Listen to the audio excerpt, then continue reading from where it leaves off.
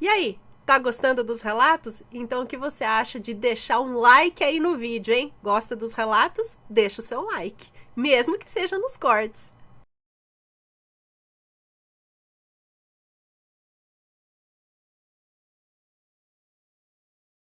Tá? E vamos que vamos com o relato de hoje, que é este daqui, o menino lobisomem. Vamos ver do que se trata. Adianto aqui que todos os nomes serão trocados. Muito obrigada, e eu sempre peço a todos que enviam relatos, mesmo que não tiver problema, fala, não, para mim não tem problema falar os nomes. Não, sempre troquem os nomes, mesmo que não tiver problema para vocês, tá?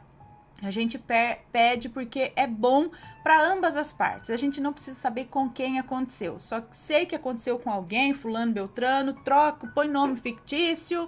E a gente quer saber da história, compartilhar a história. Tá bom? Dependendo, muda até o nome do lugar. Se é cidade muito pequena, às vezes, põe o nome fictício. Eu não falo o nome da cidade, tá? Mas tá certinho, e sempre avisem tudo isso, tem que falar, está trocado, porque senão se você trocar e não me avisar que trocou, eu vou achar que é o nome verdadeiro, tá? Então sempre avisem no início, como ela fez aqui, já avisou, já adianto aqui todos os nomes trocados, ok? Então eu leio tranquilamente. Olá, Ana, sou seguidora do canal já há alguns anos. Sou fascinada nos relatos assombrados. Sempre que vejo no título Lobisomem, eu venho correndo, pois adoro esse tema e venho ansiosa para assistir. Eu tenho uma história na minha família que quero dividir com você e com os assombrados também, é claro. Eu tenho 41 anos no momento que escrevo. Eu tenho 41 anos no momento que escrevo. Mas essa história aconteceu quando eu ainda nem havia nascido. Eu sou a caçula de 9 irmãos, 2 falecidos ao nascer. Então são 5 homens, minha irmã e eu. Mas. Mas desde que eu era criança, a partir de uns 8 anos de idade por aí, eu já escutava essa história na minha casa, contada pela minha mãe, pelo meu pai, pelos meus irmãos. Como eu assisto sempre o canal, minha mãe se interessou também e sempre vê os seus vídeos. Ela sempre pedia para mandar a história e vai adorar ver você contar. Opa, então bora lá, estamos contando. É uma história verídica do interior do Paraná. E eu tô falando que o sul do país é cheio de lobisomem, gente. Tá vindo tudo de lá. Não, tudo não, mas que tem bastante história de lobisomem na região sul do país. Tem sim. Bom, a história é contada agora com riqueza de detalhes pela minha mãe, que hoje está com 78 anos. Tá, então agora quem conta essa história é a mãe dela. O ano era 1958. Eu, uma jovem moça com 15 anos na época, comecei a paquerar um belo rapaz de 32 anos. E passado alguns meses eu me casei. Meu marido hoje é falecido, depois de 48 anos de casados e muito amor. Olha que beleza. Meu marido era militar. A profissão na época não era tão perigosa como agora, mas sempre tinha que estar mudando de cidade. Na época ele era tenente, e como a gente sempre mudava para cidades pequenas do interior, a maior patente do cargo era o responsável pela delegacia. Assim, ele exercia o cargo de delegado-chefe, com seus 2 cabos adjuntos. Sim, a delegacia tinha um delegado e 2 cabos, e só. O trabalho era fazer ronda na pequena cidade e ao seu redor, que tinha alguns sítios e casas afastadas. Não tinha a violência de hoje. Minha vida era muito boa. Meu marido me tratava igual um bibelô, sempre muito gentil. No ano entre 1975 e 76, meu marido foi transferido novamente e lá fomos nós. Nessa época, eu já tinha 32 anos, tinha 5 filhos vivos, 2 filhos falecidos ao nascer e uma menina de colo. Os 5 filhos eram uma escadinha, 15 anos, 14, 12, 11 e 9 anos e a menina com 2 anos. Essa filha que escreve o relato não tinha nascido ainda. Deixa eu só ver aqui se está tudo certo com o relato. Beleza. Beleza, ela ainda não tinha nascido, a moça que nos enviou o e-mail. Cadê? Beleza, aqui. Fomos para uma cidade chamada São José da Boa Vista, no Paraná. Era uma cidade muito antiga já naquela época, mas muito pequena. Nessa cidade não havia avenidas, nem lanchonetes, nem cinema. Só havia as ruas de chão batido, uma igreja, a delegacia e alguns sítios ao redor. Mas a vida era divertida. Enquanto meu marido cuidava da delegacia, eu cuidava da casa e das crianças. Eu tinha uma comadre que tinha 4 meninos da mesma idade dos meus. Então era aquela festa. Bom, nessa casa que fui morar com a minha família não tinha muro, nem cerca. A casa era boa, mas quando abria a porta da frente só tinha uma grama e daí já era rua. Nessa cidade era tudo muito simples, inclusive as pessoas. Quando chegamos na cidade, ninguém tinha televisão. Eu tinha uma pequena preto e branca que os canais abriam às 16 horas, os canais abriam às 4 da tarde e fechavam às 11 da noite. Nossa, era assim? Então, nesse horário, eu deixava a casa toda aberta para todos os vizinhos poderem dar uma espiadinha na TV. Como não tinha muita diversão por lá, meu marido mandou fazer uma mesa de ping-pong e instalou na frente de casa, para a molecada brincar. Preocupação com carro? Nenhuma, pois só havia carroça, um jipe da delegacia e um táxi que era um Fusca. Então os meninos iam à escola na parte da manhã e à tarde só era brincadeiras na frente de casa. Reunia ali os filhos da minha comadre, os vizinhos e mais os amigos da escola. Em uma dessas tardes de brincadeiras, eu sentei na escada da frente de casa e lá fiquei observando a festa da criançada. Quando avistei em um canto, perto de uma árvore, uma figura, um pouco magrelo, tímido, que observava de longe a brincadeira. Foi ali que conheci o menino lobisomem.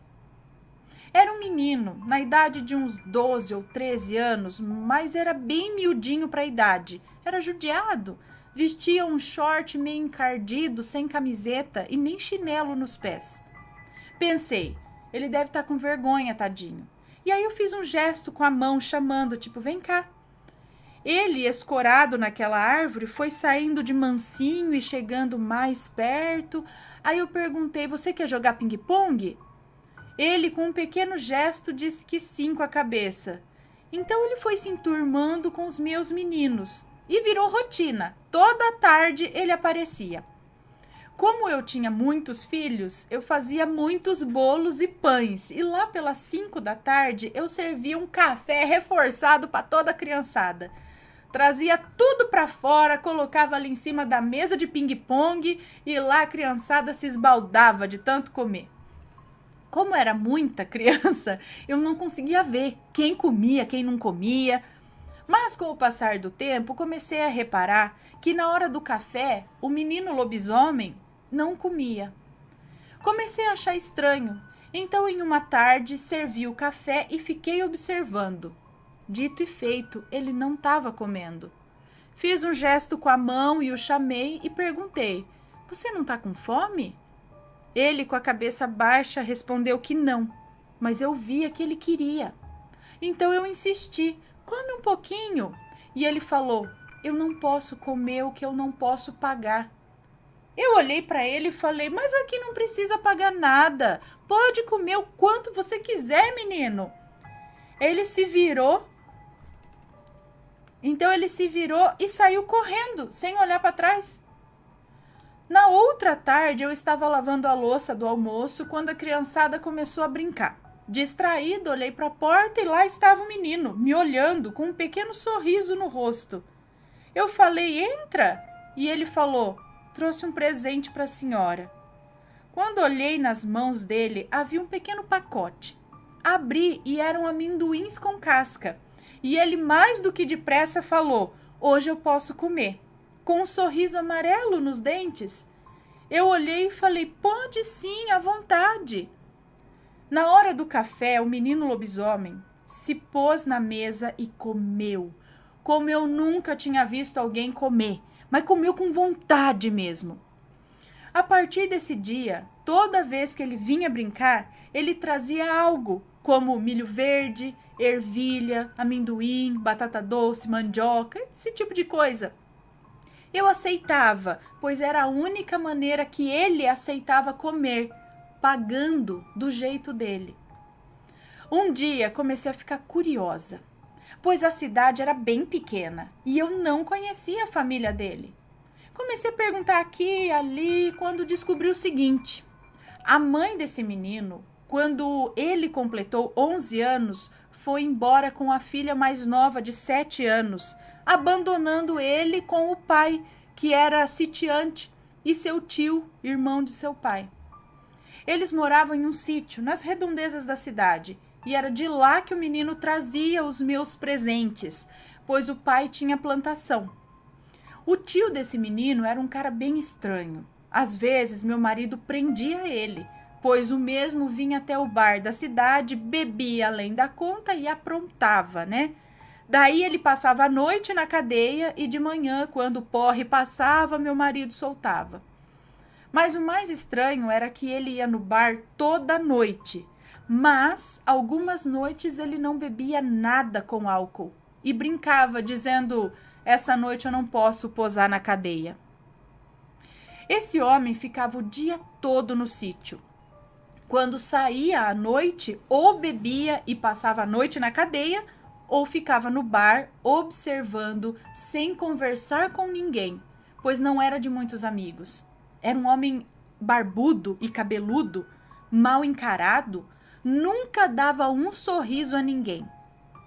Meu marido falava que à noite que ele passava na cela da delegacia, ficava um cheiro estranho no ar, como se fosse um cheiro de ovo podre com um cachorro molhado. Bom, um dia a igreja da cidade ia fazer uma quermesse, como comemoração do aniversário da cidade. E veio um parque de diversões e um circo que seriam instalados na cidade, né, para diversão. De frente com a igreja, na rua mesmo, com barracas de comes e bebes, correio elegante, essas coisas. Na época, para a instalação do circo e do parque, tinha que tirar ordem na delegacia. Então lá estava meu marido trabalhando quando chega o padre, acompanhado do dono do circo e do parque, para tirar a tal autorização para o funcionamento.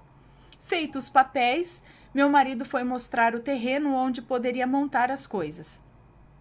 O dono do parque perguntou ao meu marido se ele tinha filhos pequenos, e meu marido respondeu que sim. Então ele deu alguns ingressos para que o meu marido levasse os filhos ao parque. Chegando a grande noite da festa, chegada a grande noite da festa, todos os meus filhos estavam eufóricos, pois era um evento único ali para aquelas bandas, né? Meu marido não pôde ir, pois teria que ficar de plantão na delegacia, por conta da festa. Então chamei minha comadre e os filhos dela, e lá fomos nós. Para nós era um grande evento, pois nunca tinha nada para fazer naquela minúscula cidade. Mas mal sabíamos nós que aquela noite jamais seria esquecida. Não pela novidade da festa, mas sim pelo ocorrido, que nunca mais iríamos esquecer. Estávamos todos na festa. Era umas 10h30 da noite, quase hora de ir embora já, quando os meus meninos, de 15 e 14 anos, me pediram para levar 2 amigas em casa, paquerinha, sabe? Já estava tarde e eu falei, só se for bem rapidinho, pois a gente já vai embora. E lá se foram os 2 e as mocinhas. Como disse, a cidade era bem pequena, então a festa estava no meio da rua, perto da igreja, e a casa das meninas ficava em um sítio a uns 500 metros da festa, saindo da cidade. Quando começaram a se afastar da festa, as luzes também foram acabando, pois não tinha muita iluminação de rua naquela época, né? Antes da casa das meninas tinha uma ponte e várias árvores dos 2 lados da rua de chão batido. Quando eles passaram a ponte, o meu menino de 14 anos notou algo se mexendo perto de uma árvore, em meio à escuridão. E quando chegaram mais perto, viram o menino, aquele amigo deles que me dava presentes. Ele estava encostado na árvore, parecia cansado, estava suando com cara de bravo. Meu filho, ainda caminhando, perguntou: tudo certo aí? E o menino, com um gesto com a mão, falou para ele continuar andando e balançou a cabeça dizendo que estava bem. Fez assim. Meus filhos continuaram a caminhada, porque além da pressa de voltar logo pelo horário que eu dei a eles estavam empolgados com as meninas, né? Chegando na casa das meninas, se despediram e retornaram pelo mesmo caminho. Ao chegar próximo à ponte, o menino de 14 anos, meu menino de 14, olhou para a árvore para ver se seu amigo ainda estava lá. E foi nessa hora que, em meio ao escuro, ele viu de longe uma criatura e falou para o irmão de 15: o que é aquilo lá na frente? De longe parecia um cachorro, mas o porte dele era bem maior. Estava na mesma árvore que o amigo se escorava minutos atrás, de 4 patas no chão, e eles vinham descendo sentido a ponte. Quando chegaram perto da árvore, o bicho ficou de pé, como um homem. Os olhos brilhavam no escuro. Ainda se apoiava na árvore, meio que se escondendo. Parecia curioso com a situação, cheirando o ar. Seu tamanho de pé passava de 1,80 de altura. O corpo era seco e meio pelado, mas tinha músculos aparentes. Era mais peludo nas pernas e nos braços e meio torto, como se o corpo não se encaixasse direito, e tinha um cheiro forte e um pelo escuro. Naquela situação, quando meus filhos passaram um pouco à frente do bicho, um olhou para o outro e, sem dizer um A, saíram correndo em sentido à festa, voltando para a festa. Ao chegarem perto de mim na festa, os dois estavam brancos, igual papel, suando de tanto correr. Parecia que tinham corrido uma maratona. E eu falei: credo, o que aconteceu com vocês? Um olhou para o outro e respondeu: nada não, mãe. Eu, para descontrair a conversa, falei: só podem ter levado um corridão do sogro, né? Já na ida para casa, um deles falou: mãe, podemos passar na delegacia falar com o pai? E eu falei: fazer o que lá? Seu pai tá trabalhando agora. Vamos para casa. Quando seu pai chegar, vocês falam com ele. Bom, chegando em casa, coloquei meus pequenos para dormir e quando cheguei na sala, lá estavam os dois maiores conversando baixinho, tipo cochichando. E eu perguntei: então, vão me falar agora o que aconteceu? Eles, sem muita opção, me contaram o que tinha acontecido. E eu fiquei ali olhando para os dois, sem saber direito o que falar, porque na cidade sempre tinha algum boato a respeito de lobisomem. Mas daí a ver assim, né, pessoalmente, já é outra história. Bom, daí ficamos esperando meu marido chegar. Quando ele chegou, quando entrou pela porta, os meus 2 meninos pularam do sofá eufóricos para contar ao pai o que viram. Foi quando meu marido, sem deixar eles falarem, interrompeu e falou: quero falar algo primeiro. Sabem o sapateiro? O único sapateiro da cidade. Sabe o sapateiro? Eu e meus filhos olhamos e perguntamos: o que tem o sapateiro? Já desanimados, pois tínhamos uma história fantástica para contar. Não queríamos saber de fofoca do sapateiro. Quando meu marido solta essa: então, estava eu terminando o meu plantão quando chega o sapateiro na delegacia, contando que estava indo embora da festa, quando, ao passar pela ponte, uma criatura pulou em cima dele. Ele me contou que o bicho não parecia querer machucá-lo e sim brincar com ele, mas que o susto foi tão grande que, no impulso, ele havia batido no bicho com sua bengala e o bicho saiu correndo. Mas o mais estranho é que o bicho, quando levou as bengaladas, chorou igual criança, sumindo por entre as árvores. Meu marido estava contando, meio que dando risada, né, da história, quando meu filho gritou: e é verdade! E sabemos que é o lobisomem! Bom, passados alguns dias do ocorrido, meu marido encontrou o pai do menino lobisomem e perguntou se podiam conversar, pois haviam visto seu filho em atitude suspeita. E como era menor de idade, teria que conversar com ele, que era o responsável.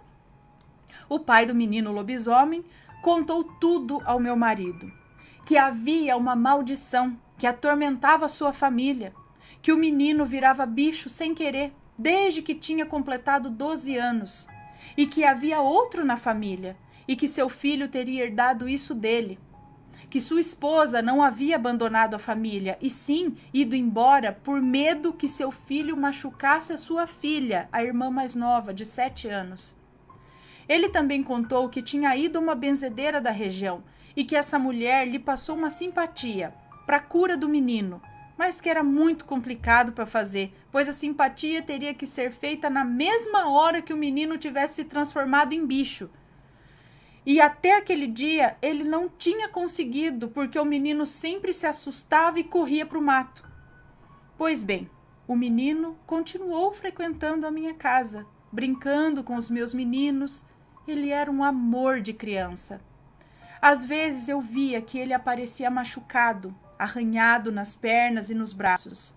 Mas nunca comentamos nada com ele, pois a vida desse menino já era tão sofrida que eu só podia acolhê-lo em minha casa. Passado alguns meses, meu marido foi transferido de cidade e lá fomos nós outra vez, deixando para trás a história de um menino doce que só queria ter uma vida normal, como os outros da idade dele, mas que por uma faceta do destino virava bicho quando a noite caía. Depois que fomos embora da cidade, nunca mais tivemos notícias do menino lobisomem, e nem se o pai dele conseguiu reverter a maldição. Fim. Observação: sempre achei que o tio do menino também era lobisomem. Se veio mesmo de família essa maldição, pode ter passado do tio para o sobrinho. Agora sou eu, a filha, que escreveu o relato. Meu irmão, de 14 anos na época, hoje tem 59 anos e eu tenho 41. E ele fala até hoje que depois de ter visto tantos filmes de lobisomem, o que mais se parece com o que ele viu naquela noite é o lobisomem do filme Drácula, de Bram Stoker.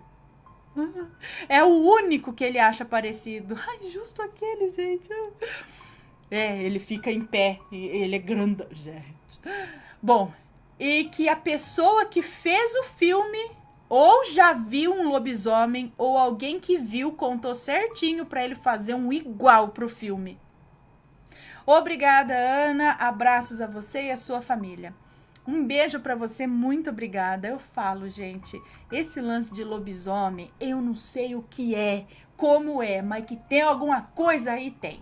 Porque esses bichos são avistados ao longo dos tempos e eu já vi relatos de gente próxima.